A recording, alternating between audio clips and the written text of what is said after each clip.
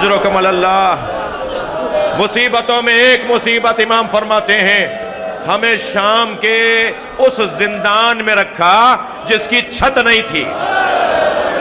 अजरुकुम अल्लाह, अजरुकुम अल्लाह। ऐसे जिंदान में, ऐसे खराबे में रखा जिसकी छत नहीं थी। दिन में धूप पड़ती थी, रात में ओस पड़ती थी, बीवियों के चेहरे बदलते चले गए, मेरी फूफी ज़ईफ होती चली गई। अजरुकुम अल्लाह।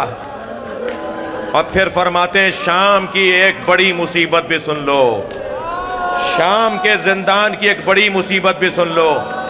मेरी बहन सोते सोते उठी, बाबा बाबा, फूफी अम्मा बाबा आए थे। कभी एक कोने में जाती हैं, मेरे बाबा यहां तो नहीं है। कभी अम्मा रबाब का बाजू हिला के कहती है, बाबा कहां गए। कभी ज़ैनुल आबिदीन मौला से जाके कहती हैं, भैया बाबा आए थे, वो कह रहे थे मैं तुम्हें लेने आया हूं, भैया मैं तो बाबा के साथ जाऊंगी।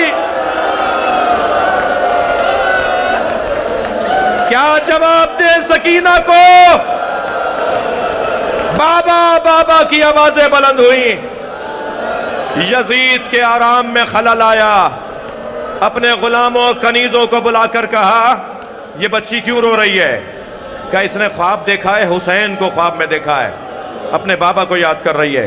कहने लगा सर भेज दो, सर भेज दो। एक तश्त में सर लाके जिंदान में रखा गया।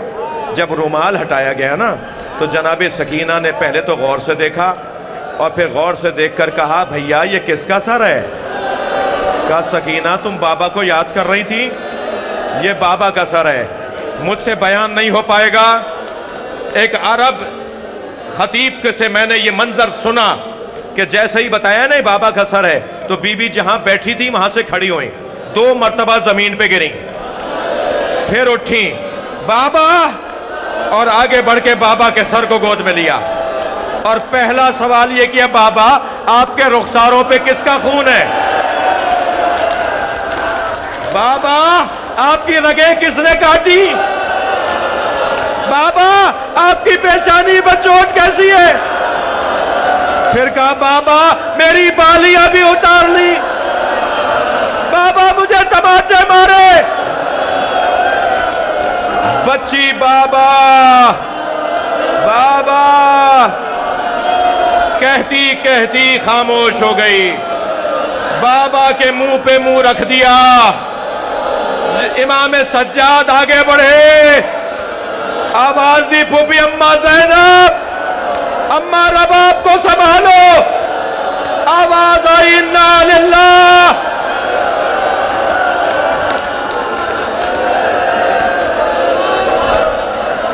जिंदान शाम, नन्ही सी कब्र, सकीना को शाम में छोड़ आए।